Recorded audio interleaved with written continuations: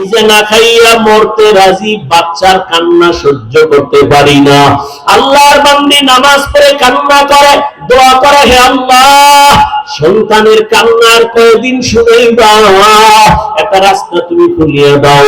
আল্লাহর বান্দি এক পর্যায়ে হঠাৎ তার অন্তরের মধ্যে একটা চিন্তা চলে আসলো, আমার বাড়ি থেকে একটু দূরে অন্য গ্রামে এক টাকাওয়ালা বসবাস করে, যদি লোকটার আখলাক ভালো না, তবে ওখানে যাইয়া আমি নিরুপায় হইয়া বাচ্চার জন্য কিছু টাকা ধার নিয়ে আসি, আমার বাচ্চার খানার আয়োজন করব। আমি যদি পারি কাজ করে আস্তে আস্তে টাকাগুলো আদায় করে দেব। মা পেরেশান হইয়া চিন্তা করে ওই বড় লোকের বাড়ি চলে গেল। ওই বড় লোক টাকাওয়ালা ঠিক, কিন্তু চরিত্র বড় খারাপ।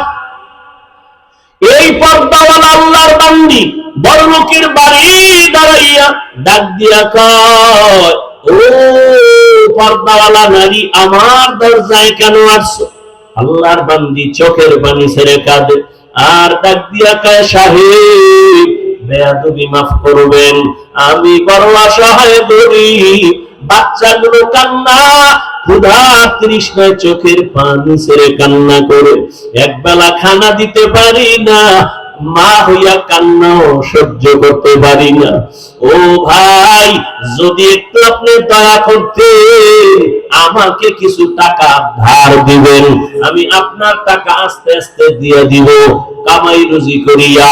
আল্লাহর বান্দা ওই যুবক ডাক দিয়া কয়, টাকা দিব, তবে আমাকে টাকা ফেরত দেওয়া লাগবে না, তবে আমার একটা শর্ত যদি মানিয়া নাও, আমি টাকার বান্ডেল দিয়ে দিব।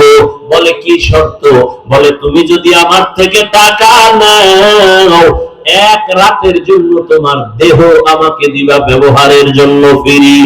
মহিলা চিন্তায় পড়ে গেল, সন্তানের কান্না সহ্য করা যায় না, কাপড়ের আঁচল দিয়া চোখের পানি মুছে কি করবো, সন্তানের কয়দিন আর না খাওয়া রাখবো, চিন্তা ভাবনা করিয়া আল্লাহর উপরে ভরসা করিয়া বলে, আমাকে টাকা দাও, আর তুমি যদি চাও আমার দেহটা তুমি উপভোগ করবা, আমি রাজি হয়ে গেলাম।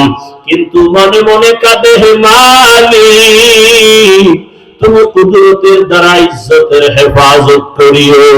ওই আল্লাহর গোলাম আখলাক চরিত্র নষ্টওয়ালা টাকার মালিক এই কথা শুনিয়া বড় খুশি, টাকার বান্ডিলটা হাতের মধ্যে দিয়া বলে, চলো। তার অন্দর মহলের মধ্যে ঢুকাইয়া একটা রুমের মধ্যে নিয়ে বসাইয়া টাকার বান্ডিল পাশে রাইখা দরজা জানালা বন্ধ করে দিল। এরে নবীর উম্মত, ওই মহিলার গায়ে এখনো হাত লাগায় নাই, টাচ করে নাই, কিন্তু ওই গুনাহগার বান্দা দেখে মহিলা বসে বসে হাউ মাউ করে কান্না করে আর চোখের পানি মুছে। এবার ডাক দিয়া কয়, রে বউ তুমি কেন কান্না করো? আমি তো তোমারে টাচ করি নাই, তোমার টাকাও তো আমি নিয়ে যাই নাই, তুমি আবার কেন এই রুমের মধ্যে বসে কান্না করো? আল্লাহর বান্দি চোখের পানি ছেড়ে কয়, ভাই আমার এই জীবন, আমার বাবা বড় কষ্টের জীবন দিয়ে আমাকে বড় বানাইছে, আমার জীবনে একটা চরিত্রের কলঙ্কের দাগ নাই। আজ আমি সন্তানের খানার জন্য নিরুপায়, আমি সন্তানের মায়া সহ্য করতে পারি না। একটা মা সন্তানের দূরে রেখে যত ভালো খানা ঘরে তৈরি হয়, মা কখনো মুখে দেয় না।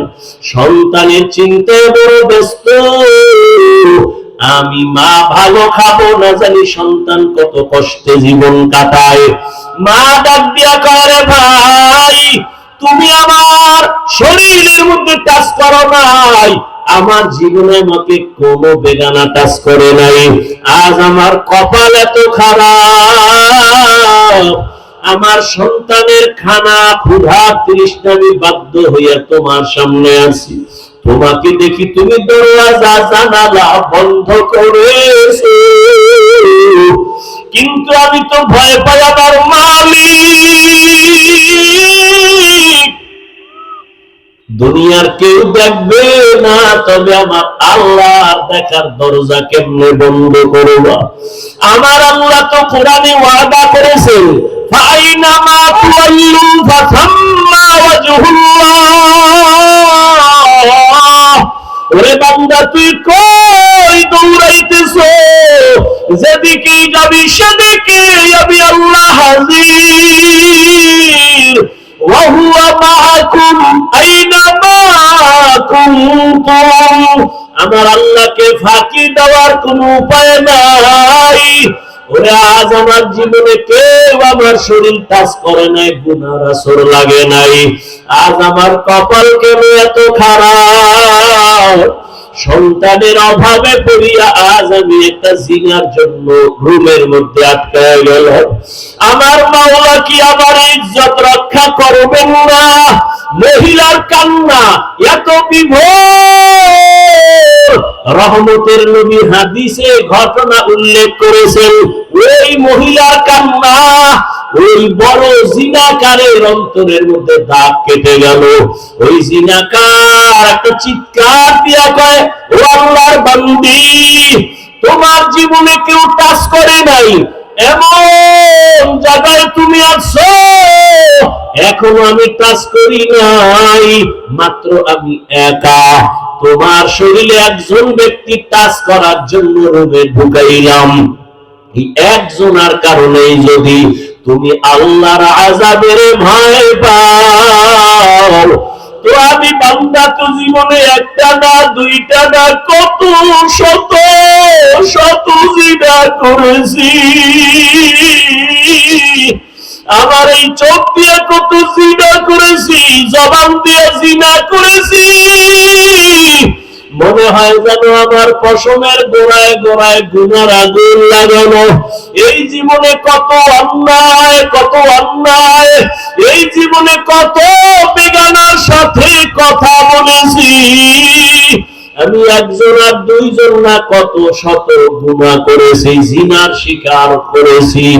ওরে তুমি যদি এক জায়গায় এসে এখনই কান্না করো আল্লাহর ভয়, আমার তো গলায় রশি লাগাইয়া কান্না করা দরকার। ও আমার কলিজার যুবক, ওরে আল্লাহর বান্দি যদি এত ভয় কান্না করে, আর ওই যুবক যদি তওবার জন্য তৈরি হইয়া যায়, ওই যুবক কান্না করে বলে, ও বোন, টাকার বান্ডিল নিয়ে যাও, আর আমাকে দেওয়া লাগবে না, আমি তোমার শরীর আর কাজ করব না।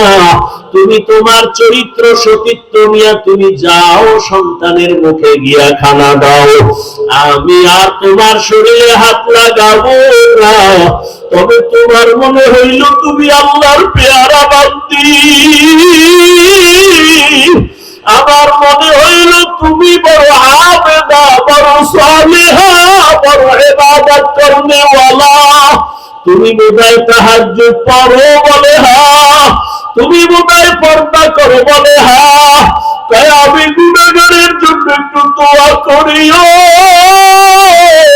ওরে তুমি যদি আমার মাওলার জাহান্নামের আযাবের ভয় যদি তুমি কান্না করো, জানি না ওই জাহান্নাম জানি কত ভয়ঙ্কর, আল্লাহর আদালত না জানি কত ভয়ঙ্কর। মহিলা বলে, হ্যাঁ আল্লাহর আযাব বড় ভয়ঙ্কর। কিয়ামতের ময়দানে আমার আল্লাহ সেদিন রাত নিয়ে আওয়াজ দিবেন, লিমানিল মুলকুল ইয়াউম